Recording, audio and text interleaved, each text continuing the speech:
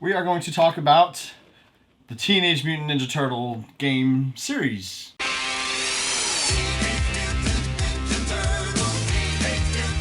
This is one of the most requested videos, Ninja Turtles. So let's get down to it. Let's get down to the turtle action. Rawr. You ever had turtle soup? No, that's gross, dude.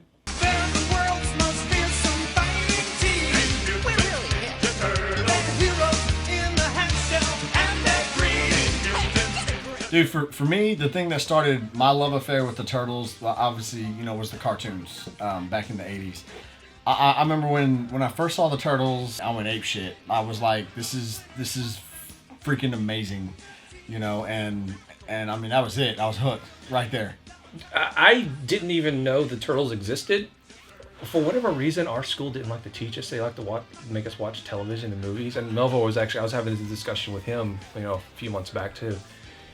Our school just shuffled the entire class into the gymnasium, put on a freaking TV, and said, boop, and like the Ninja Turtles theme song came up, and everyone started cheering. And I was like, whoa, what's this? I didn't have any idea what was going on. They started playing Ninja Turtles, and I was like, the Sega CD commercials where the guy's like, whoa! That was you. That's exactly the way I looked like. And I went to class like right after that and started drawing Ninja Turtles, and boy, did they look like crap. But it started my love affair with Ninja Turtles, and then every Saturday morning, I had to watch them. Who's your favorite turtle? Raphael, because he was a smart ass. Mine honestly was always Leonardo. I actually started rooting for Shredder and Krang. I know, I'm completely serious, because I thought the Technodrome was so freaking cool. I wanted to see it like come up and just smash the city to bits. Toys. Oh, I love. Okay, the toys. Now, here's the funny thing about the toys. I was getting to the age where it was pretty ridiculous for me to be playing with toys. Like, I think I was like 11, 12. What's funny about that is you probably have more toys now than you did when you were 11 I didn't have or 12. any Ninja Turtle toys. None. I didn't want to look like a dork, so here's what I did. I got my little cousin into Ninja Turtles. This is absolutely 100% true. I got my cousin into Ninja Turtles, so he would beg his parents for Ninja Turtle figures, during Christmas and his birthday. He'd bring them over and we'd play Ninja Turtles. True, absolutely true story. I didn't want to ask my mom for Ninja Turtle figures because, I didn't want to break her illusion that I was cool. She never thought you were cool. Of course, my love affair with the Ninja Turtles, video game-wise, came with the arcade. Real quick, talking about the arcade, we have had the pleasure of beating the Ninja Turtles game in Seattle with Pat and Gamester 81, actually. Front to back, like front to end, beginning to end, you know what I mean? Yeah, that was awesome. That was cool. That was actually a really, really good Ninja Turtle memory for me. The first home console game that I played Ninja Turtle-wise was the original Ninja Turtles on NES, and I like it. Do you like it? Yeah, actually I do. It's a good game. The only thing, like the overhead view, where you're walking around, that was kind of stupid in my opinion, but the rest of the game I thought was actually really good. This game gets a lot of flack from people, doesn't it? It does, and I think there's two major reasons for that. One is the difficulty. It does get really hard near the end. In fact, I've never actually beaten the game. I've gotten inside the Technodrome, but I've never gotten the Shredder. And two, it's based on the comics and not the cartoon, so there's a lot of enemies in it that that you don't know who they are, because most people haven't read the comics. And the dam level where you're trying to actually go around the seaweed and not get electrocuted. Yeah, it's pretty difficult. Yeah, that's pretty difficult. I think those are the main reasons why it does get knocked, but it does have a lot of nostalgia for me. Of course, then there was. Oh yeah, I could not wait when this game came out. I found this under my grandmother's tree, and I instantly fell in love with it. It's not as good as the arcade, of course. You're going down to 8-bit. Now, some people call it a watered-down, worthless version of the arcade. They don't like it. Some irate people out there. But I love it. And the fact that they added 2 levels that weren't in the arcade, it just ups the awesomeness as far as I'm concerned. The next one in the series is Turtles 3 Manhattan Project. I don't have a ton of experience with this, but... I never owned the game. I did, however, rent it when it came out. And at the time, I didn't really like it as much as the arcade game. It wasn't. I mean, it was essentially the same game, just different levels. There's some new moves, to it. But I didn't really. I guess I was just holding on to the arcade game. I didn't like it as much.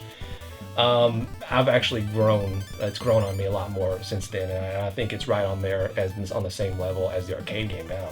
I like the box art. What I really love about this game is that you get to fight bosses that you never see in any of the other games. All right, moving right along. Of course, we got Turtles in Time. Super Nintendo classic, great game. It's awesome. Turtles in Time is pretty good. Would you venture to say that this is the best beat 'em up game of the 16-bit genre? It's up there. If it's not number one, it's pretty damn close. But yeah, I like Turtles in Time. Everything about this game is spot on golden. The gameplay, the graphics, the sound. The sound is amazing in it. It never gets old. The challenge is just good enough to where you feel like you've accomplished something when you beat it, but you don't get beaten down to the point where you want to take it out of the system and throw it up against the wall. It's just all around. And what's really great about it, you can get a friend, you can beat it, and it's just good times all around. We should do a Let's Play on that. We are going to do a Let's Play on this. Everyone who wants us to do a Let's Play on Turtles in Time, raise your hand. I don't. Fuck you, you don't matter. And now we have Teenage Mutant Ninja Turtles Tournament Fighters. This was actually on Super Nintendo, obviously. It was on Sega Genesis.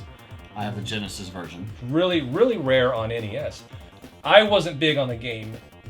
I think it was at this point where my love affair for Ninja Turtles started to kind of like, dwindle down a little bit.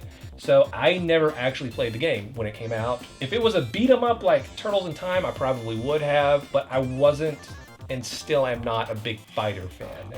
I can't say anything good or bad about it.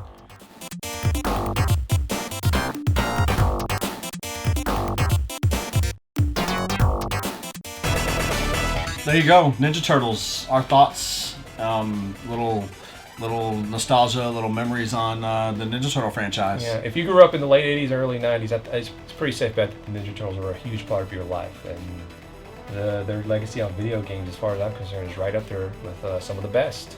So, Cowabunga. And radical. Remember.